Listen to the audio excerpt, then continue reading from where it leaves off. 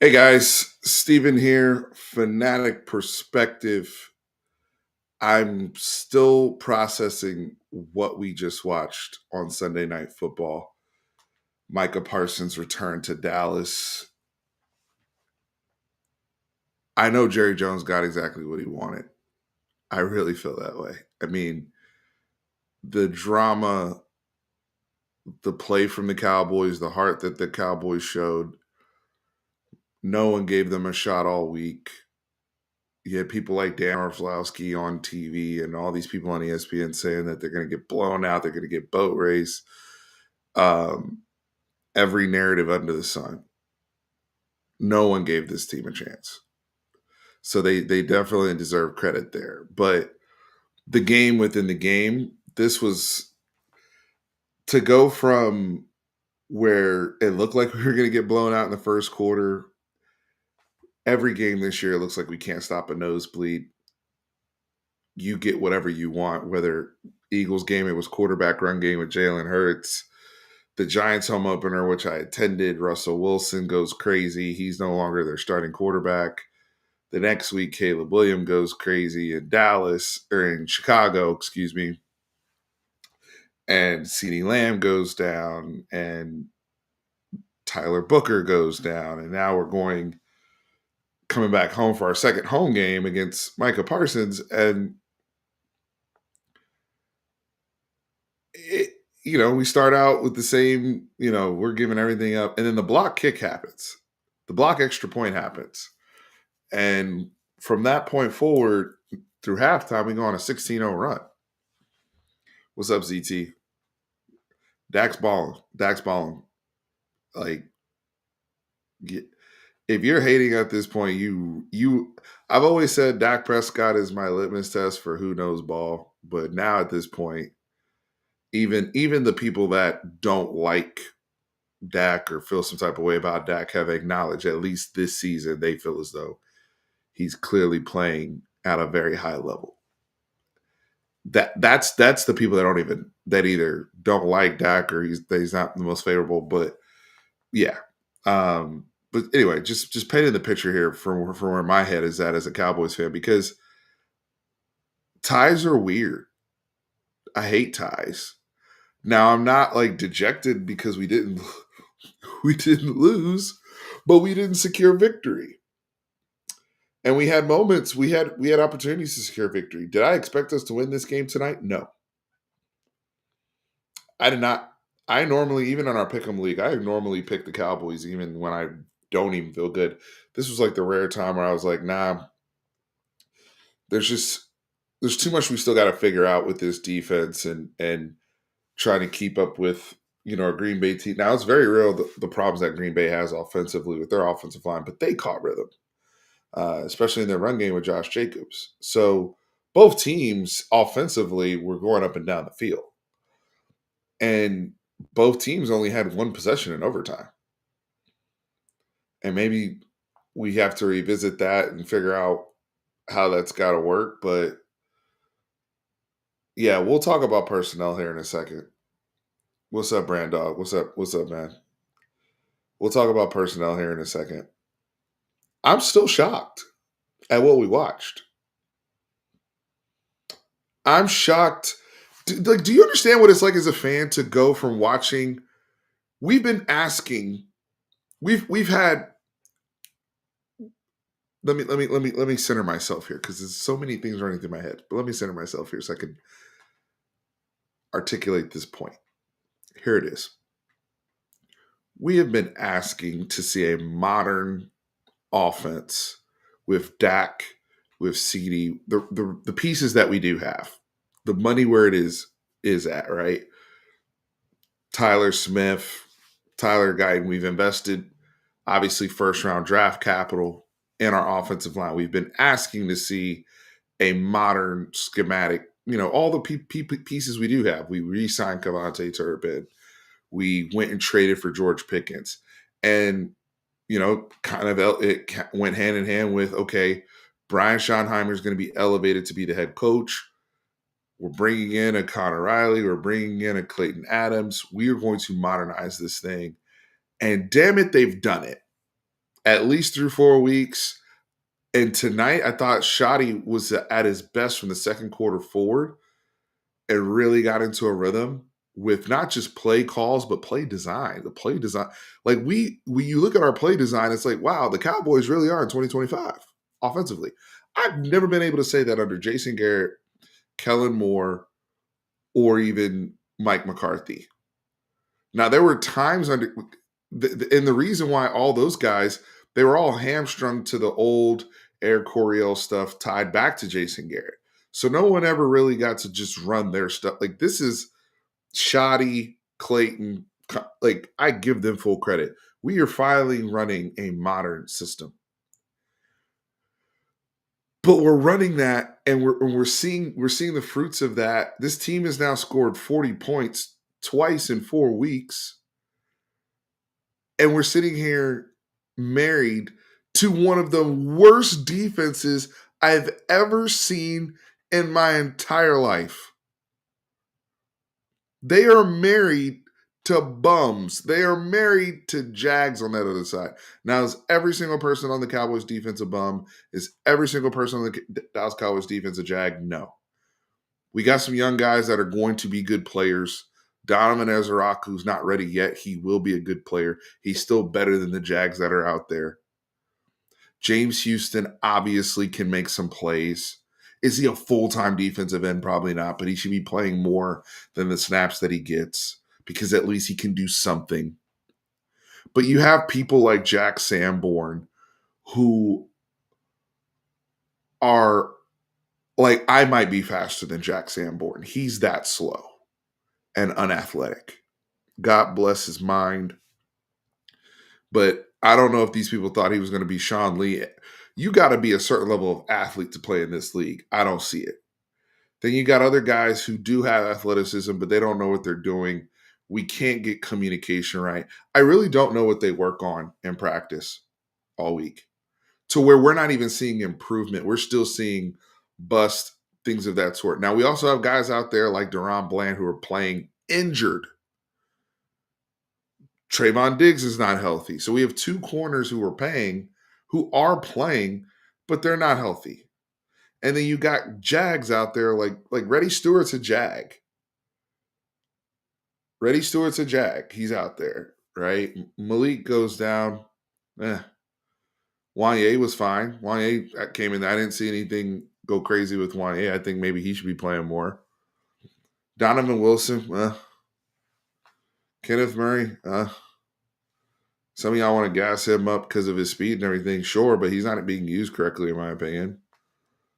There's nothing we can take away from the opponent. The proof is in the pudding. Nobody else is going through this type of stress on a weekly basis with their defense. Think about end of games when people are tired and it's the most stressful point. It doesn't matter how many Dak probably has 10 game-winning drives this season already. If you think about all these games we've played, consistently having to go up and down the field. And that doesn't even include the Eagles game where we were going to be on a drive and CD had those drops. That didn't even include that game. Just in the two home these are the two wildest home games back to back. This is a game that I will never forget this game. Obviously, because of the return of Micah Parsons, the storylines there, what he's meant to this franchise, and how emotional it was for at least for him. And you saw the impact he has at the end of the game, getting to Dak to not allow him to score that touchdown running in. But you also saw how he can be schemed around sometimes. And Micah's not in great shape right now. I really don't think. I mean, he's an effective player even still, but he's not in great shape right now. That wasn't the full tilt Micah that I'm used to saying. And look, Green Bay's value at Micah will come later in the season. They're getting him for a Super Bowl run, for a deep playoff run, not for late September game. So I get that, but it's just so crazy as a fan watching this football team go between watching this offense and then being able to go up and down the field.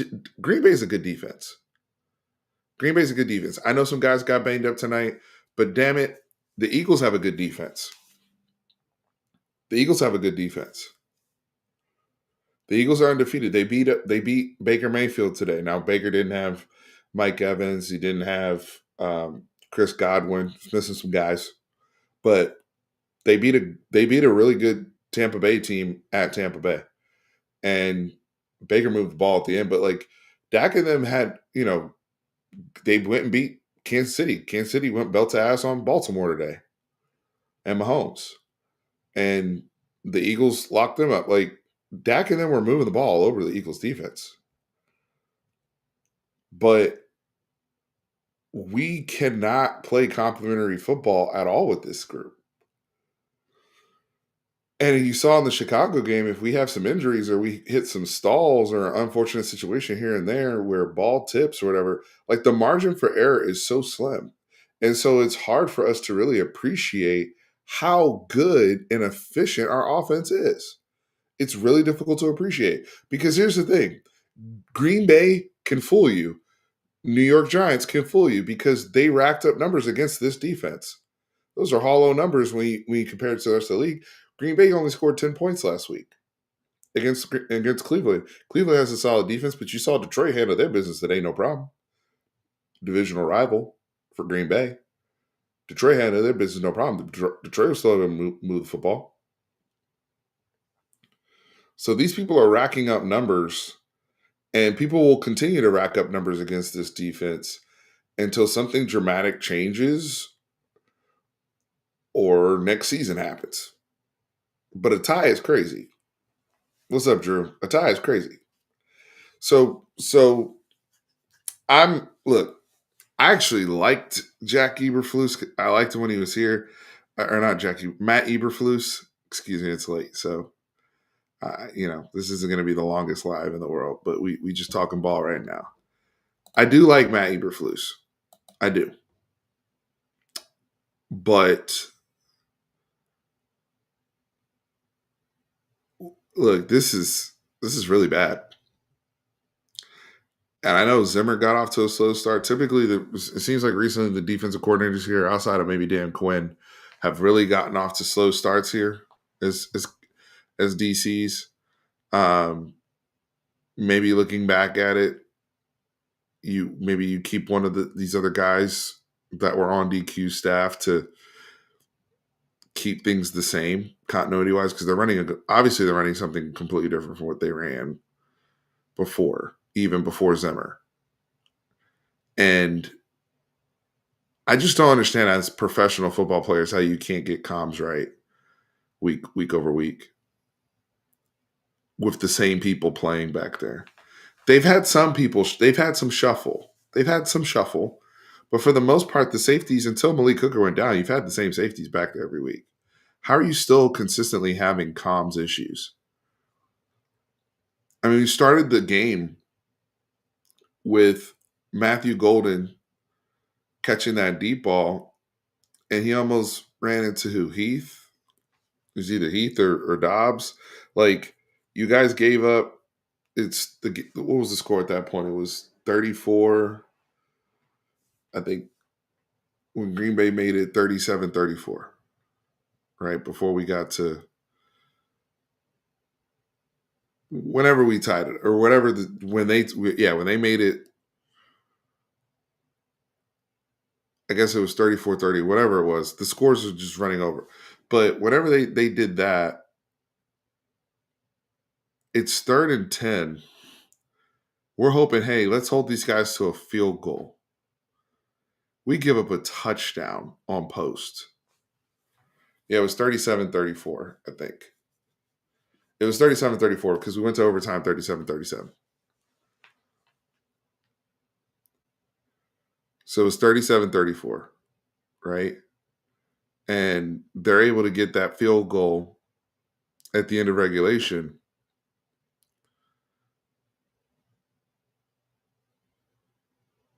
And before that, they're able to get a touchdown because they're able to run the most basic. Like, what is Elam doing out there? What's the point of you being out there? Like, they're terrible. They're terrible. The fact that we're talking, I hate the fact that people we have to even consider that, George Pickens, who has an amazing game today, phenomenal game today, stepped up everything we needed, everything we traded for, everything that we wanted to see. We haven't had a receiver like George in a minute. In a minute. Not like this. Not this big and fast that can run like this. This is like T.O., Roy Williams, like more those type of body types, right? We haven't had a receiver like that in a long time. That's a big time guy that can go get it and make plays after the game. We haven't had that type of guy. And the fact that you're thinking in the back of your mind when he catches that stop route from Dak and he cuts it upfield, it's like, oh man, did he score too quick? Isn't that crazy? Green Bay let this be close by calling cute plays on offense. Green Bay almost lost the game. Also, clock operator, you need to be on program, brother. Let that bitch go. Clock operator. I mean, that's where the home cooking needs to come. If we were in Lambeau Field, they would have ran that second off. There's no way Dakota would have been able to get away with something like that. Ain't no way, bruh. They got that was I think that was worse than the Colt McCoy Big 12 championship game against Nebraska, if you know, you know. I think that was worse. Like I could I'm like, what are they doing? What is Jordan Love doing? You have no timeouts. You don't get to go to double overtime. I mean, and then our clock operator is like, it's like that kid in the commercial that's I committed a foul. It's on me, coach. Let that second run off, man. Let the refs fix that. Clock operator. That ball hit slow ass Jack Sanborn and went straight on the ground. Damn it. Like, that's the difference. Al Pacino talks about a game of inches in any given Sunday, right? Football life is a game of inches. If that didn't apply to this situation, I don't know what does. If that didn't apply to this situation, I don't know what does. Because in another universe, that ball ricochets up in the air and hangs for another second or two. And we're having a completely different conversation right now. I don't know. It just felt like when it hit his shoulder pads, I felt like I saw the clock at 1 second, and then when it hit the ground, it was still 1 second. I was like, "Are you kidding me?" Or maybe it was like 2 seconds, and then it just stopped at one. I'm like, "Oh my gosh, how are we in this? How are we in this scenario? This is the most Cowboy shit I've ever seen." It's funny because I told my boy, I was like, the most Cowboys thing ever is we come out and like beat Green Bay and then lose to like, who do we play next? I think we play the Jets next and then Carolina. Like, that'd be the most Cowboy. It was like the most Cowboy shit ever. Is like we play like Green Bay super close or even win or upset them or whatever, then go and smoke one to the Jets or Carolina. And look where we are now. This nasty ass record 1-2-1. But here's the thing: like, we didn't lose. This isn't a recovery space. This is a what did we just watch space. This is a conversation about, is everybody still processing what they just saw? Good, bad, and ugly. If there's ever a game where we saw good, bad, and ugly, it was this football game. And I think that applies to both football teams that were in Arlington, Texas tonight. Because, I mean, going to the good, Dak Prescott has entered his prime as a quarterback. He has complete command and control of the offense. And when you have complete command and control of the offense, you notice a couple things. One of them, Collinsworth pointed out on the broadcast, which was avoiding sacks. Right, Dak's not even getting sacked like he used to. Dak used to be, especially when the offensive line would get hurt. I remember anytime like Tyron Smith would go down or whatever, Dak all of a sudden would get sacked a bunch of times. Now, granted, our backup tackle play those years was bad, but it also attributed to him being a young quarterback and not having a plan for pressure. You look at Dak now, he's not the same athlete he was then, but he's able to get out and away from a lot of those negative plays behind the line of scrimmage. He doesn't get sacked very often. Not to say he's perfect and he doesn't, miss things but for the most part, he has made crazy strides in that department, and I'm very, very impressed by that. Again, Green Bay's pass rush, Rashawn Gary, Micah, I said Michael, like I'm Jerry Jones, Micah Parsons. You got guys like Wyatt out there. You got guys like Quay Walker out there. And it's a lot to deal with in terms of your blocking scheme and how you want to prepare for those guys. And I think right now Dak is just seeing everything. He's clearly seeing the field well. His accuracy is probably the best that it's been in terms of consistency and ball placement. And so right now we're just wasting it with a bottom tier defense, super bottom tier defense.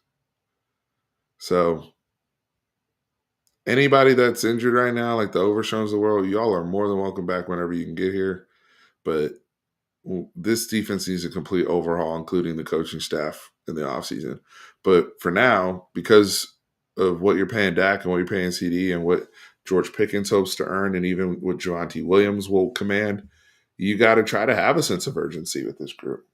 They're not the young – I mean, George Pickens is young, but they're not the youngest group out there. You don't have time to just keep punting seasons.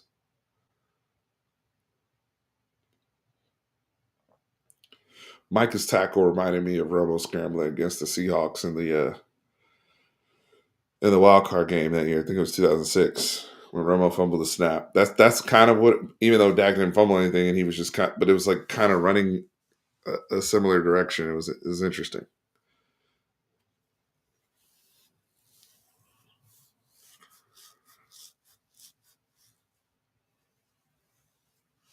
We need Overshown back badly. Oh, Jaden Blue's gonna have to get ready now because they said Miles Sanders got hurt, and we didn't see him again after that. And my thing with Miles is, I think he's actually been solid, especially in the throw game. Like I haven't seen him drop anything, I haven't seen him make any mistakes in the throw game. But getting to the line of scrimmage, there's a gigantic cutback lane to the outside, and he's dancing and doesn't just hit it. Right? He doesn't just jump cut right to that hole. Like to me, I'm like, if you're just gonna get in the game and dance, then you need to activate your rookie. Because these rookie running backs are starting to pop off now. And some of them needed to get those reps because look at Woody Marks today for the Houston Texans. Look at Cam Scatterby today for the New York Giants. Ashton Genty for the Las Vegas Raiders finally had his breakout game. So some of these younger guys are starting to get some opportunities to tote the rock a little bit. You have a guy that is a different type of player who does need reps, but he's also one of the most explosive people you can put on the field. Mario Hampton as well. Yep, in the Chargers loss. But think about if you had Blue out there and Turpin doing ghost motion still. That puts a lot of stress on the perimeter of the defense. Both sides. Oh, and by the way, I still have my receiver over to the boundary. That's George Pickens doing whatever he needs to do. I think we're selling ourselves short not activating Blue. I understand the work ethic stuff they talk about, fumbles, all that, blah, blah, blah. We need playmakers. And he's a playmaker, and he can help. And at least get him going. Because by the end of the year, these are the guys that are going to be the next crop of stars in the league and start getting some of those accolades attention, the Madden attention, all that. That's how it always works. And for us, to just say, oh, yeah, we're good on one of the most explosive guys because he's, not up to speed or whatever that means. Come on, man. Come on. Help a brother out. Blue needs to be out there, Big Tex. I don't know why he's not playing. George Pickens, yeah, for those of you who follow me on X or Twitter, y'all have known I'm the head Negro in charge of the George Pickens fan club. I have been the head Negro in charge of the George Pickens fan club since he was a freshman at Georgia and he punched that guy in the Georgia Tech game. That's when I fell in love with George Pickens because he's about that life. And I think you saw tonight, and you're seeing way more good of George. And I know it's a contract year, and people say, oh, he's going to be on his best behavior until he gets that money, and then Captain Crash Out's going to return. Well, you know what? That guy is if that guy continues to make the plays he makes and can develop some consistency, especially like, focus drops, slants, the ball last week with Chicago. If he can clean that stuff up and just be a little bit more consistent, CeeDee Lamb drops passes too, by the way. So it's not just George. Like, it's a consistency thing and a mental thing. But I think, I don't know. I just think that he does too much vertically to bail you out or to get a pass interference or to generate a big play. Like, how many guys in the league could have made that catch that he made on the sideline today? On that nine route that Dak threw, where he put so much air under it, and George was able not only to track it, but to drag a foot and get his shin down and get out of bounds. Like, how many guys in the league legit with his size are making that catch? How many? Where it's not an incomplete pass. It's not a lot that have those abilities. It's not a lot. So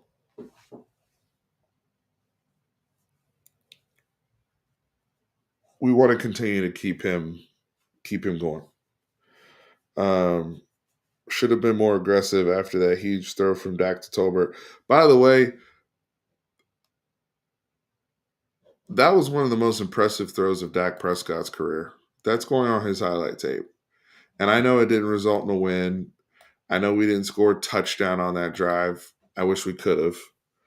That play calling sequence, Shotty's going to want that back, because after he ran Javonte on first and goal and didn't get it, I would have ran Javonte again. I mean, he did get positive yards. I just would have run him out of a different formation and let him get active.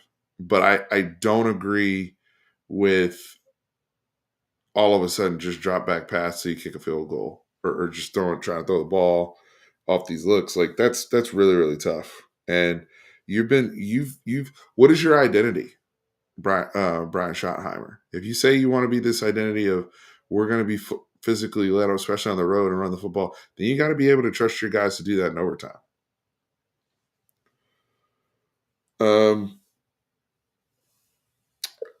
I thought about it. Here's the pro cons list, right? Pros is if you go for it, you have another opportunity to score a touchdown.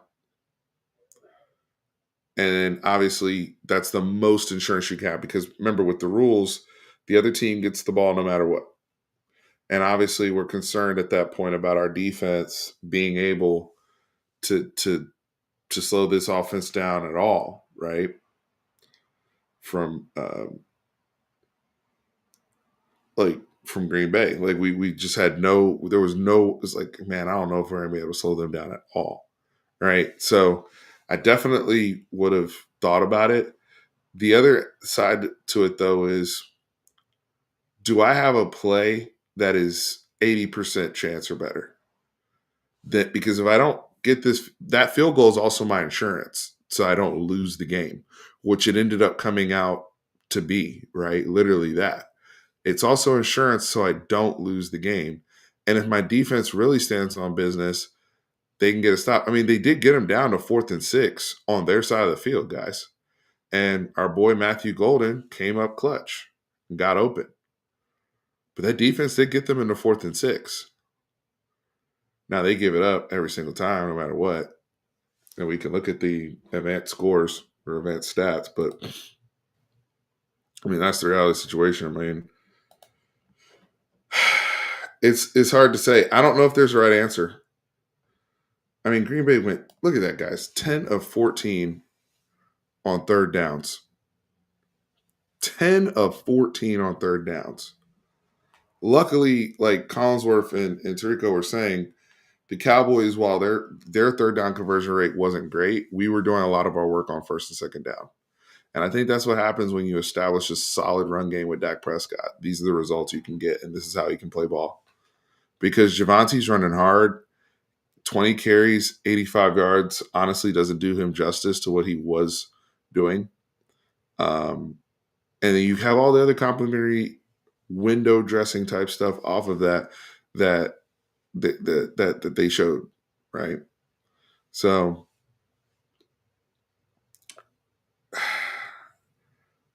it's tough. It's tough. Because we really never slowed down. It never seemed like we were able to slow down Josh Jacobs, but we were always, I think, so weary of what happened in the playoff game last year that we're also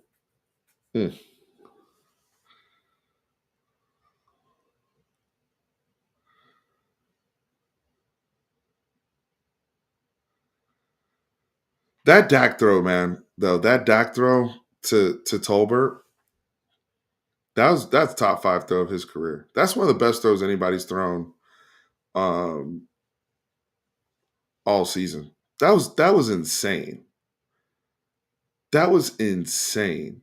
While he's getting hit, there was a couple throws today that he layered in there where he was getting hit. I mean, he was already coming into this game the second highest graded quarterback according to Pro Football Focus, and I think that will reflect. Right now, it's Sam Darnold and then Dak, and Sam Darnold played well on Thursday night against the Cardinals. I don't know how he graded out after that game, but I know Dak's going to grade out well tonight, especially playing with out CeeDee Lamb, the tackle situation. I mean, you're rotating guys at right tackle because Terrence Steele's inconsistent. Tyler Guyton's clearly struggling. You know, TJ Bass and Brock Hoffman, great job filling in on the interior. Tyler Smith, thank you for being, even with the penalties, he's still our physical leader up front. So I do give them credit. And last week, I didn't have a problem. I know people are like, oh, well, the offense only scored 14 points against Chicago, blah, blah, blah. Well, I mean, again, context, and we talked about this last week. I mean, they had a fumble. There was a whole bunch of lemony snickets type things that occurred that negated points where we were clearly in position to get points. But this defense,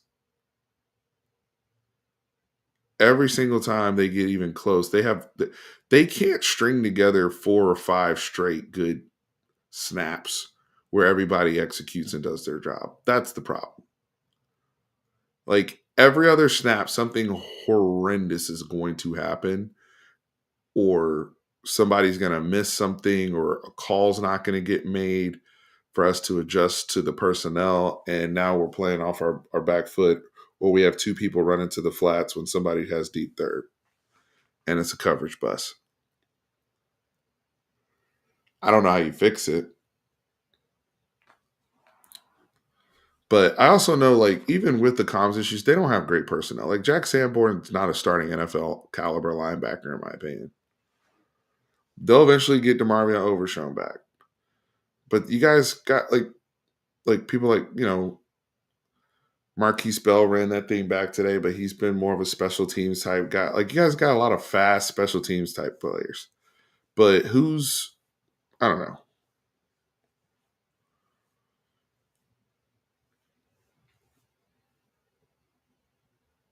That bobblehead Dobbs, his guardian cap is insanely big. Hey, big head. Fun game, though. If you're not a Cowboys fan or a Packers fan, you probably had a ball watching this. This was probably cinema to you. If this wasn't your team, imagine, a lot of you guys that follow me here that are Texas fans. Imagine if how we would be talking right now if Texas just came off a game like this, where and well, the thing is, you can't relate because there's not ties in college football. We ended in a tie. We did not secure victory, but we're also not going home losers. So what is that? It's a mind fuck. It's a complete mind fuck. How do you handle ties as coaches? I would handle it as a loss personally, or at least lessons learned type. If you want to be politically correct today, but like, I don't know. I don't know.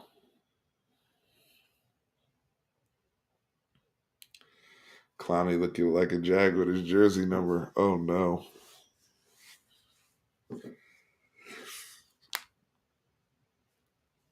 Oh no. Yeah, they've got to figure something out. I don't know. Because nobody wants to see ties, especially a game like that.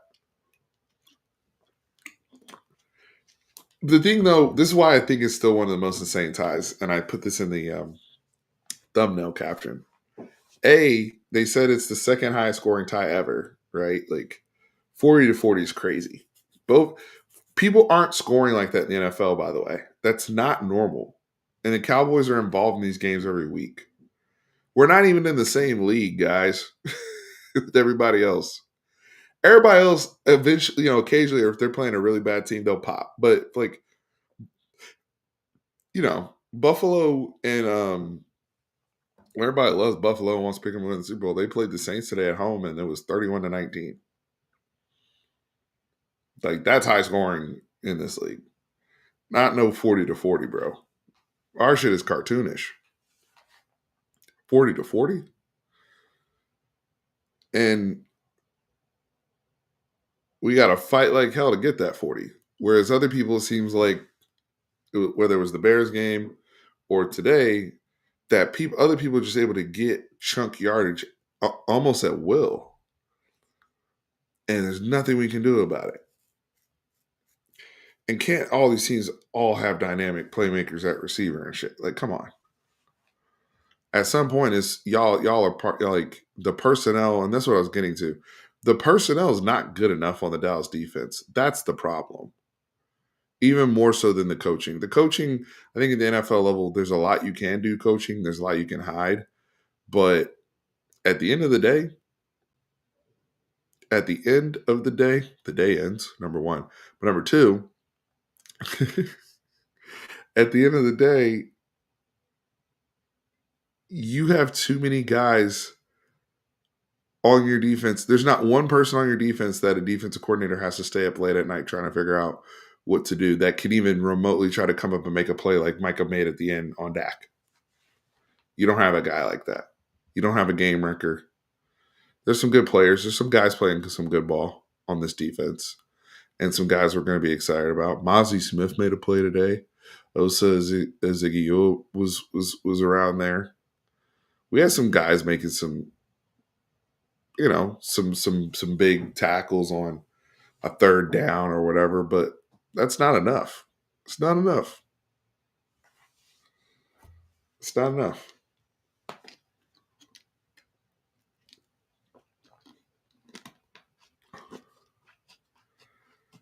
With our first round picks, what position do we draft? It's going to depend on Green Bay and us.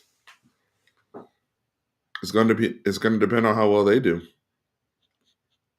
So revisit that come the end of the season. We'll talk about it because it'll also apply to Texas where we fit in. But right now, I wouldn't worry about that too much.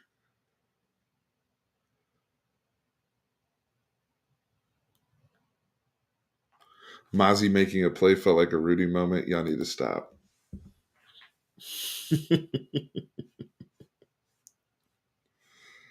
Y'all need to stop.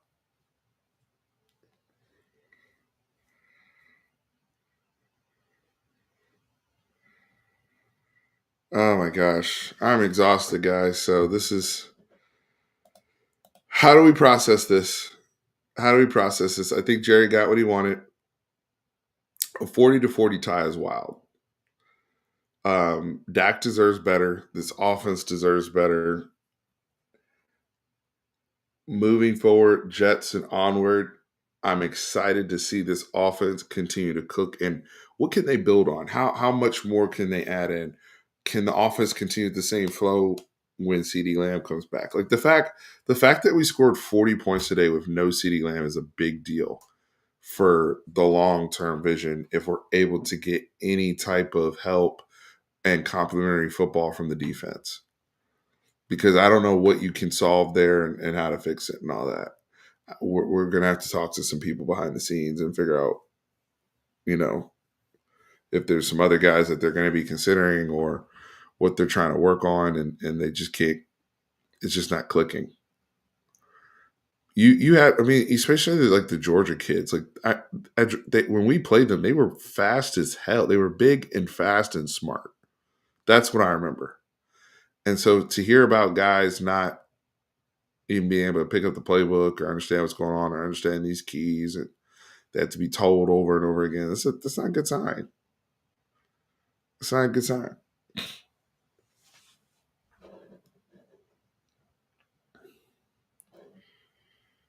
We gave up 10 of 14 on third down. That's crazy.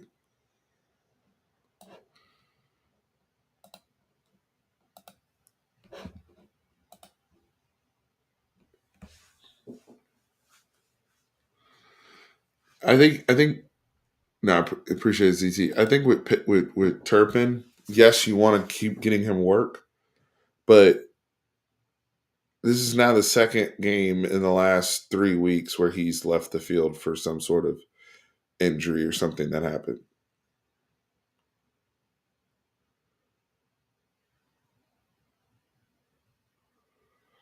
I don't know.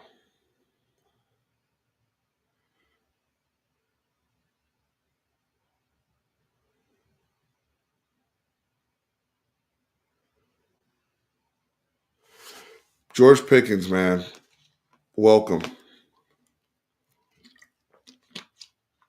George Pickens.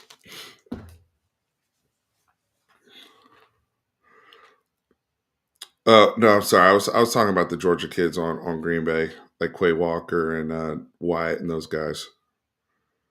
All those they drafted all those kids from the Georgia defense. I'm sorry, I was getting confusing there. But we got our own bulldog with George Pickens. He's a dog. Like I said, I'm the head Negro in charge of the George Pickens fan club. We are all the way in business, and I just want to continue to see him grow as a Cowboy. I think I think George is one of those guys. Oh, Ryan Flanoy, Drew. He's good. I like him more than I like Tolbert, honestly. And now Tolbert made a big play though. He made some big plays today. But I like Ryan Flournoy. I like him. I think he's got some juice. And you can tell Dak has some confidence in these guys. By the way, speaking of confidence, how big was it to see Jake Ferguson get a touchdown today? He hasn't scored a touchdown since what, 2023? They said it was 23 games. So, yeah.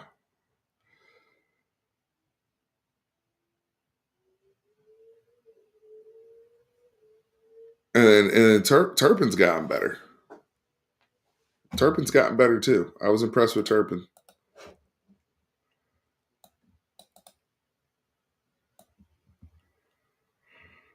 But we got to figure out something.